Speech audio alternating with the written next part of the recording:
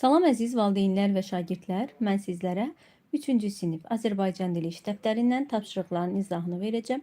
A tapşırığından başlayaq. Milli geyimlərə əsasən uşaqların hansı ölkədə yaşadıklarını tap. Həmin ölkələrin adlarını crosswordun uyğun xanalarına yaz. Baxaq, bizə istifadə üçün sözlər verib, ölkə adları verib. Azərbaycan, Yunanistan, Yaponiya, Çin, Ərəbistan, Türkiyə, Rusiya, Hindistan. İndi isə diqqət edək şəkillə. Birinci şəklə diqqət edəndə biz Türkiyənin bayrağını görürük. Ona görə də uyğun gələcək Türkiyə. Türkiyə. Birə uyğun gəldi Türkiyə. İkiyə baxırıq. İkincidə Yaponiya görürük. Yəni Yapon xalqına məxsus geyimdir. Yaponiya. Yaponiya. Üçə diqqət edək. Üçə uyğun gəlir Yunanistan.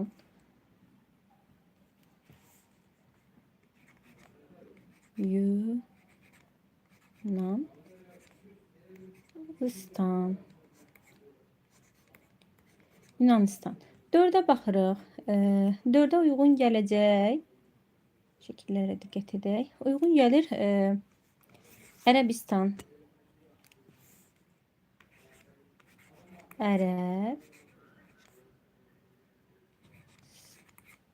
Ərəbistan. 5'e gördüğümüz kimi 5 Azərbaycandır.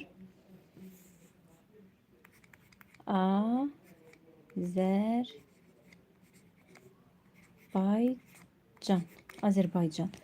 6'ya baxırıq. 6'ya uyğun gəlir Rusiya.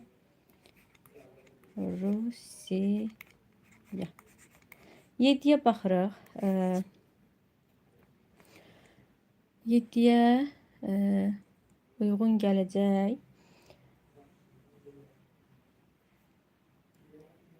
7'ye uyğun gəlir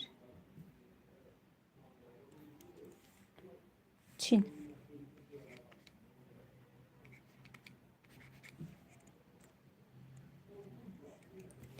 8'e də uyğun gələcək Hindistan.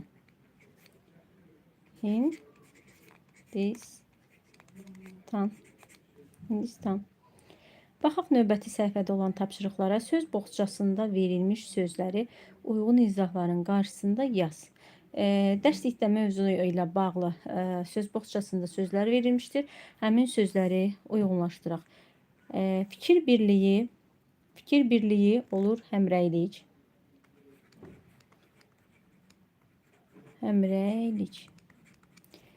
Xüsusi uğura görə verilən mükafat, fərqlənmə nişanı olur. Medal, bürünc medal.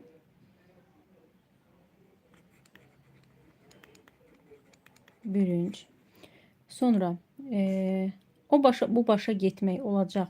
Var gəl etmək.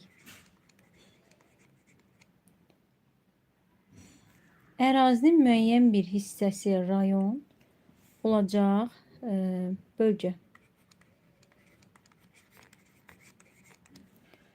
Mətnin məzmununa əsasən uyğunluğu müəyyən edin. Rəşid otaqda var gəl edirdi. Var gəl etmək nədir? Otaqda var gəl etmək o başa bu başa gedib nə isə düşünməkdir.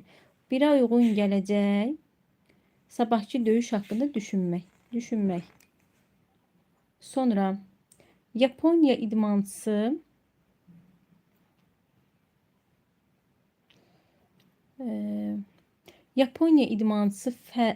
fənd işlədərək nə etdi? Yüksək bal qazandı. Özləri uyğunlaşdırıb. Aslan, Seymur və bütün azərkeşlər alqışlayaraq nə etdilər? Alqışlayaraq Rəşidə dəstək oldular. 3'ə uyğun gələcək. B. Son dəqiqələrdə Rəşid bütün gücünü toplayaraq rəqibinə qarşı ağrıdıcı fənd işlətdi. Uyğun gəlir C. Uşaqlar Azərbaycan bayrağını başları üzərinə qaldıraraq həmrəylik nümayiş etdirdilər. Uyğun gələcək A. Növbəti tapşırığa baxaq. Rəşidi qələbəyə həvəsləndirən şüar yazın. Bu artıq sizin müstəqil işinizdir. Hər kəs öz fikrinə, öz düşüncəsinə uyğun olaraq Rəşidi qələbəyə həvəsləndirən şüar yaza bilər. İzahlarımız bu qədər əziz şagirdlər. Növbəti izahlarda görüşərik. Hələlik.